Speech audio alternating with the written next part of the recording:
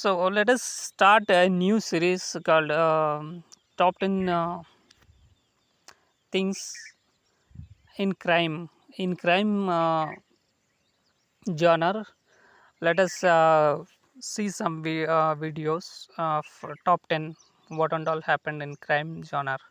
So first thing is top 10 lesser known serial killers. Number 10, Gerard Schaffer. Gerard Schaffer, a policeman, was convicted in 1973 of only 2 murders, but it is believed he was responsible for more than 30 killings in total. He was a sexual beast who would lure women off the roads with his police badge and eventually rape, torture, mutilate, and murder them. He would leave the woman tied to trees while he went to work as a police officer. Parts of his victims' bodies and clothing were found in a trunk in his mother's attic. So, police was the rapist. So, number 10 done. What about the number 9? Let us see. Fridge Haarman.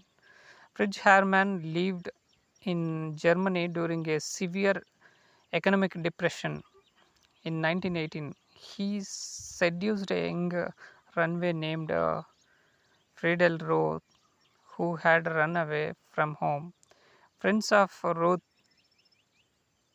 eventually led the police to Herman's home. When they entered, they found Herman in bed with another young boy, for which he was sentenced to 9 months in prison. Unfortunately, the police did not search Herman's house. If they had done so, they would have found Ruth's head stuffed behind the stove, wrapped in newspaper. This would not known until Herman confessed 5 years later. The number 8, John Robinson. John Robinson was connected to the murders of or disappearances of 11 women. A sadomasochist,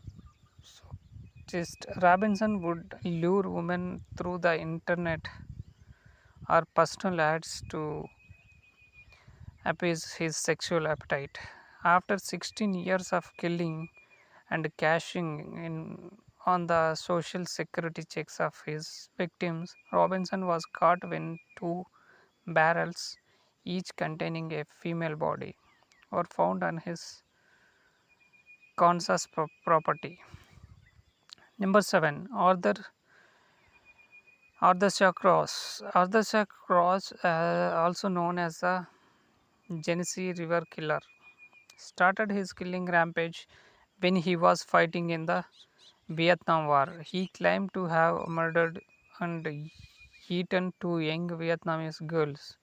When he returned to the United States, he murdered a 10-year-old boy and an 8-year-old girl.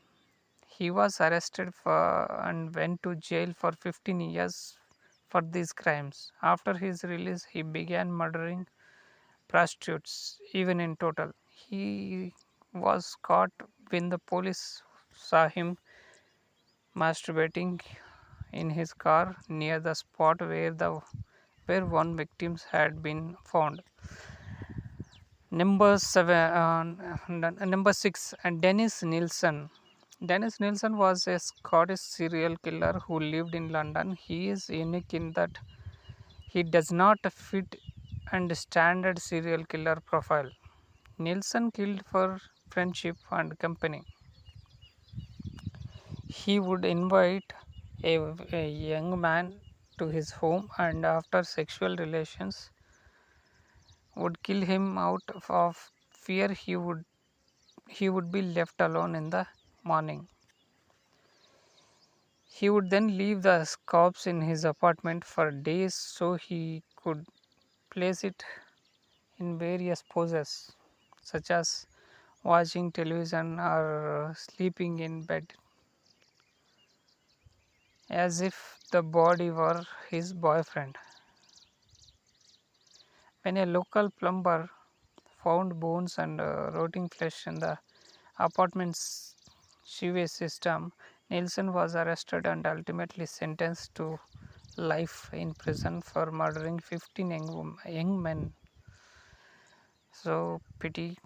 Number 5. Bobby Joe Long. Bobby Joe Long had an unusual childhood. Until the age of 13, he started a bed with his mother, and the two frequently traveled from the home of one relative to another. During that time, Bobby Joe suffered many head injuries which are believed to have been accidental. Between 1980 and 1983, Long terrorized Miami, Ocala, and Fort Lauderdale, where he would seek out housewives whose husbands were at work so he could blind and rape them. He strangled and shot at least 9 victims, though authorities believe there was a 10th victim who was sentenced to death for killing 9 women and raping 50. Number 4. Karl Pancham. After suffering years of torture, sexual abuse, and beatings, Karl Pancham became one of the America's most violent and hateful serial killer. He committed crimes in Europe, the United States, and South America. In 1920, he committed his first murder, killing sailors in New York. He lived from a bar. He also raped and killed 2 small boys. He beat to death with rock. Speaking to Speaking of his own life, Pancham said, "My only regret is that I was not born dead, or not at all." Okay, number 3, Larry Euler. Larry Euler, the highway killer, began picking men up along highways when he was in his 30s. He would invite the men into his car under the guise of having consensual sex with a little light bondage. He would take the men into a secluded area, handcuff and brutally beat them. Most victims were found disassembled with their pants pulled down. Euler was observed dumping 8 trash bags found to contain the remains of a 15-year-old boy into dumpster. Euler was sentenced to die by lethal injection, but he died of AIDS before he could be executed. In all, he murdered 21 men. So, number 2, Peter Sutcliffe. Peter Sutcliffe, Yorkshire Ripper, began killing in 1975. He was to ultimately murder 13 women and attempt to kill another 7. The survivors were left with such emotional scars that psychologists said they would never fully recover. He would usually knock his victims unconscious with a ball peen hammer and then mutilate them with knives and sometimes a screwdriver. In February 2009, Sutcliffe was declared fit to leave Broadmoor High Security Prison. It is possible he will be released on rehabilitation leave.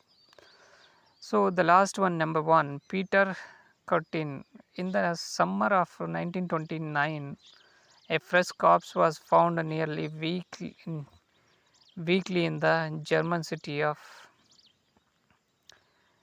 Dusseldorf. Most victims were young women, horribly slashed or bludgeoned of death. Peter Curtin, the vampire of Dijon, prowled for victims at night, seeking sexual satisfaction by swallowing the blood of his victims as he cut their throats. For 18 months, Curtin was on a rampage. He ultimately killed over 30 people. He was executed by guillotine. So, these are the top 10 crimes. Actually, top 10 lesser known serial killers. They were they lived in the history all over the world.